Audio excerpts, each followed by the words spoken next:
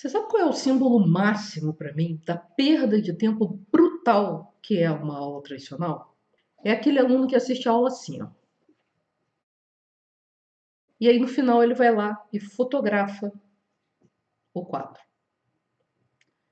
O rendimento dessa criatura é próximo de zero. Aí você pode falar assim: ah, Ana, mas você está dizendo então que eu tenho que copiar tudo que o professor fala? Também não.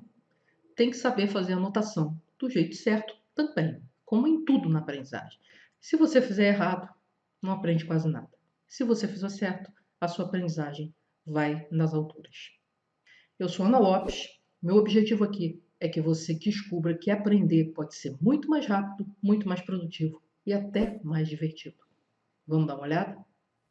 Então, hoje nós vamos falar de anotações, mas anotações úteis e produtivas, e não anotações que não servem para nada, que você nem volta nelas. Então, vamos lá ver que tipo de anotação é útil e produtiva. Bom, o que é uma anotação útil quando a gente está falando em aprendizagem, em estudo? A anotação útil é aquela que melhora a sua aprendizagem, que contribui para a sua aprendizagem. Não só na hora em que você está anotando, como também depois que você anotou. Porque depois você tem que ter uma anotação que seja boa para fazer revisões, certo? Aliás, você sabe fazer revisão direitinho com um ano figurino? Se não sabe e quer que eu faça um vídeo sobre isso, comenta aí embaixo. Você sabe que aqueles assuntos que são mais comentados são aqueles que eu coloco na frente para ser publicado aqui na Mais Aprendizagem, né? Então, se você quer aprender a fazer revisão de direito, coloca aí o seu comentário. Mas vamos continuar aqui. Então, você fez uma anotação que é útil para a sua aprendizagem, na hora e depois. E quando que ela é produtiva? Quando você gasta pouco tempo para produzir essa anotação. Ou quando o fato de você produzir essa anotação faz com que você economize tempo. Tanto na hora de fazer, mas principalmente depois, quando você for fazer a revisão. Eu tenho dois lemas quando o assunto é fazer anotações para aprender. Né? Fazer anotações úteis e produtivas. Então, anotação para aprender. Não é anotação de lista de supermercado. O primeiro é que o material de estudo não é obra de arte.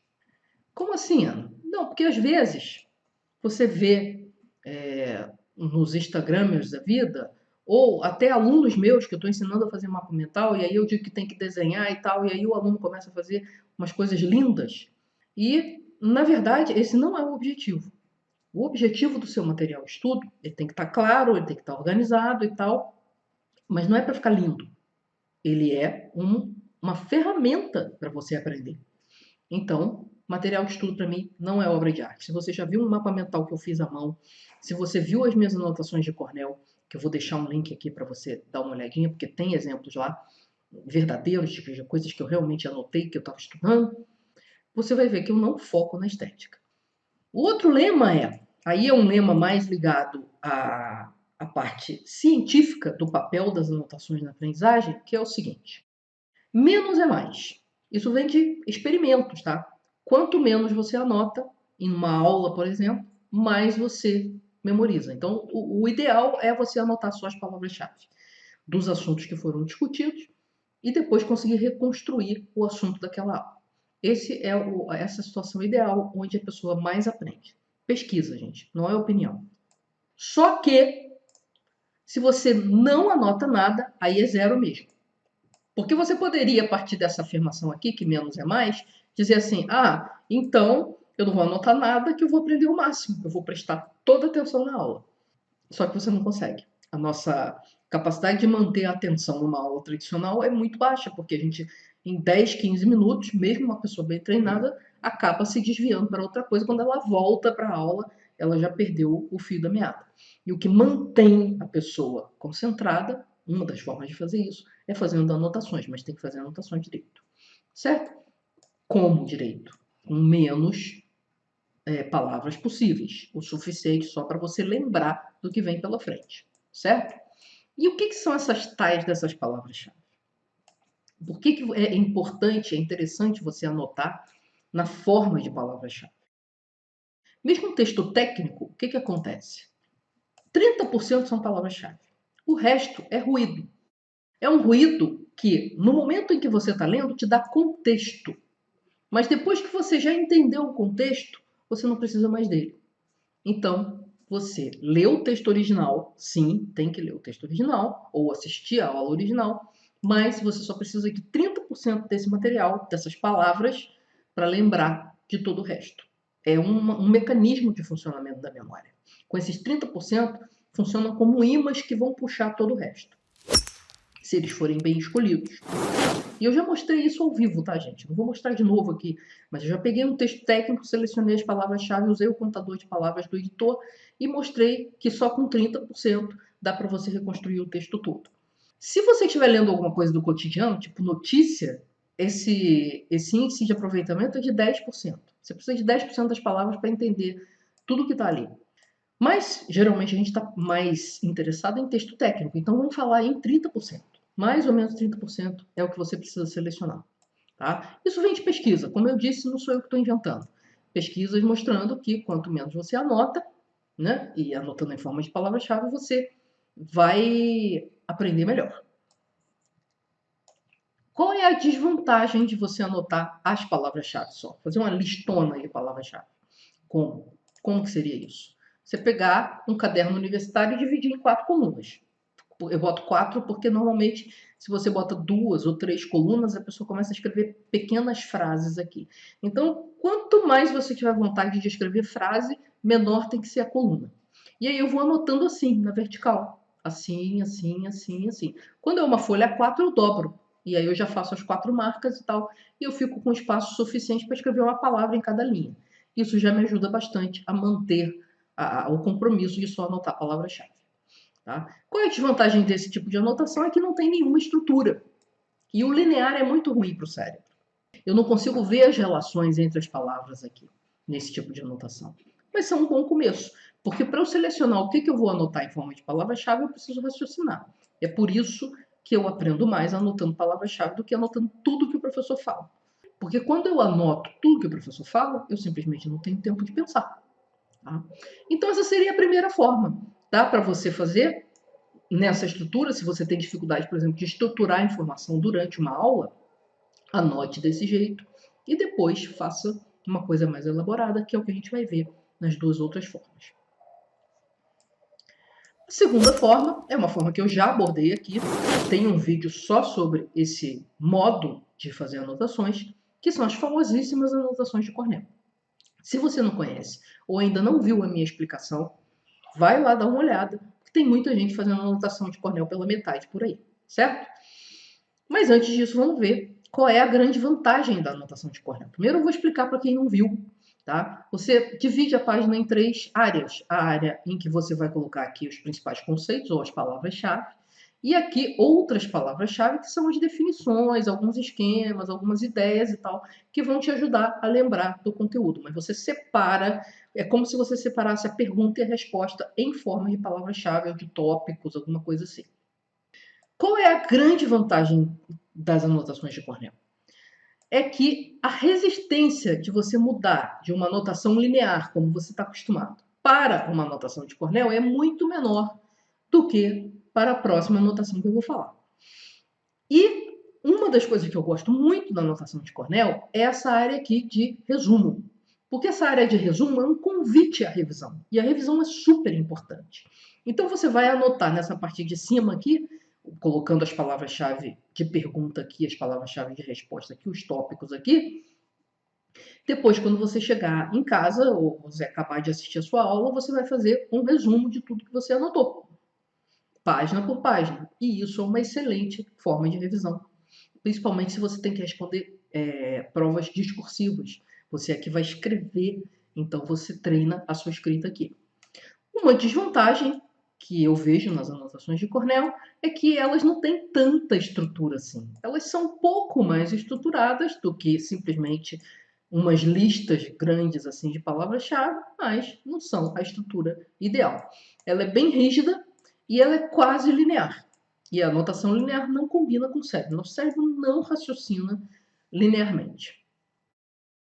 E, finalmente, a minha forma favorita de anotar são os mapas mentais. Se você, por acaso, andou em Marte e não sabe o que é um mapa mental, eu vou te mostrar aqui rapidinho. É uma anotação que geralmente você faz numa folha deitada, né, em formato paisagem, e você coloca o conceito principal que você está estudando aqui, né, o tema principal aqui no meio, no elemento central do mapa, e aí você vai distribuindo os subtópicos aqui. E cada subtópico vai ganhando detalhes nos ramos mais externos do mapa. Isso é um mapa mental. E ele tem cores, ele tem desenhos e tal, todos esses elementos. Esses são elementos que ajudam muito. E aí a gente entra nas vantagens, tá? O mapa mental foi criado por um cara chamado Tony Buzan, em inglês, que era professor de psicologia cognitiva.